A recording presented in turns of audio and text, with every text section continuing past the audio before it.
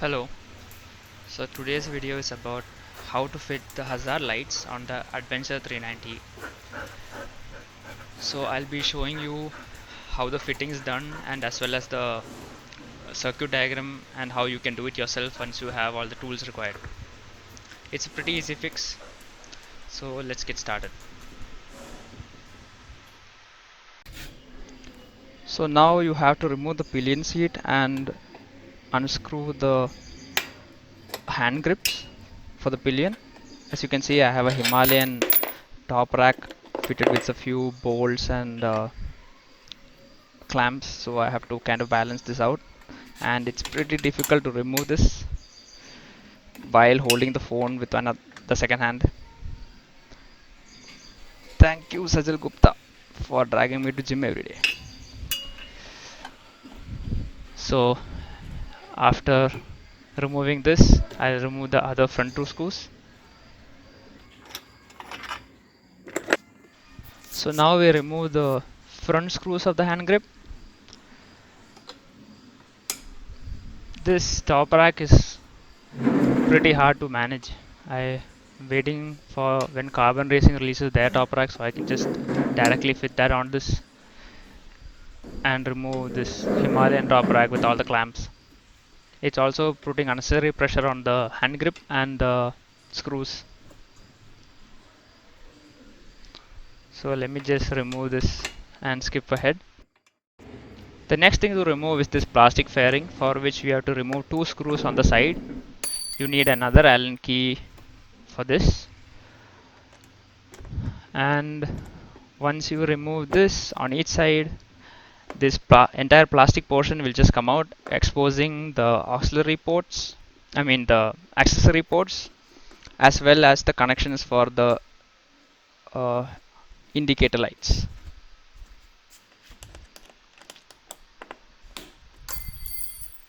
Oops, this is very difficult to do with one hand.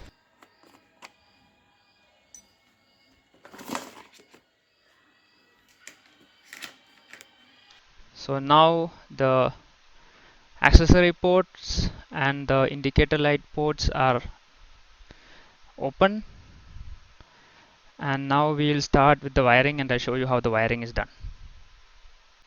So I pulled out all the wires so that I can show you how this works. So you can probably see a couple of ports here and as well as a unit. That unit is the hazard light unit, this one. So ever since the Duke 250 last year, they removed the plug and play type hazard unit, so which used to come with a plug inside the bike, and you can just remove that plug and attach this unit, and then the default left and right indicators can be used to switch on the hazard. I think it was left, right, center, and the hazard would turn on. But now that has been removed, so we can't really use that anymore.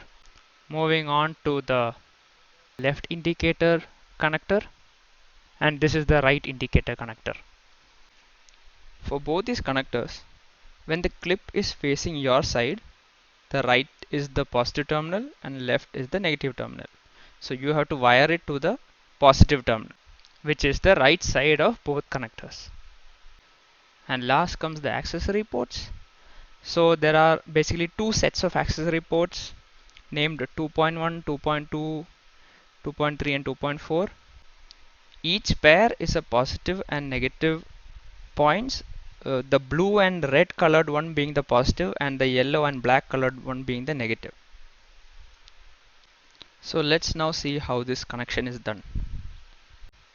The hazard light unit, which you can get from almost any shop, is just a generic hazard light unit.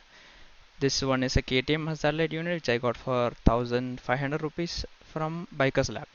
So most of these units have 4 ports.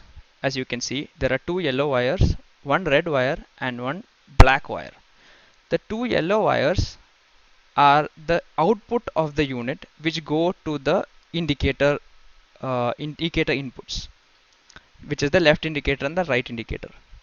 The black is goes directly to the negative terminal of the accessory port, and the red one goes to the positive terminal. So we connect it this way. When we turn the ignition on, that is the accessory port gets power, the hazard light will turn on, and we have no control over how to switch it on or switch it off. So we connect the red wire to a switch and the switch to the accessory port positive terminal. So when the switch is turned on, power goes to the hazard light unit, which provides the blinking to the indicators. So this particular module has, I think, 16 patterns, and each time you switch it off and on, the patterns change to a new pattern. So now I'm showing the wiring diagram. As you can see, the hazard light unit has 4 ports, 2 yellow ports which go to the left indicator and the right indicator positive terminals, which is on the right side when the clip is facing towards you. The negative port of the hazard light unit goes to the negative terminal of the accessory port, which is the black and yellow of a set, and the blue and red of the set, which is the positive terminal, goes to the switch. So for this, you need to place the switch in the front of the bike.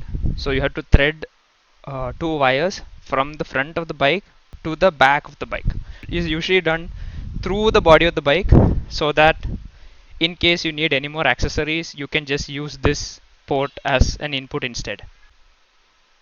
So after connecting from the positive terminal to the switch through the wire going through the bike, you connect the other end of the switch to the red wire of the hazard unit. So this completes our entire circuit. Now whenever you switch on the bike, power will go to the accessory port, and whenever you switch on the switch, it causes the hazard light unit to give power to the indicator ports, which cause the hazard blinking to occur. And if you want to change the pattern, all you have to do is switch it off and then switch it on again, and you will get a new pattern. That's it, folks. Thank you for watching.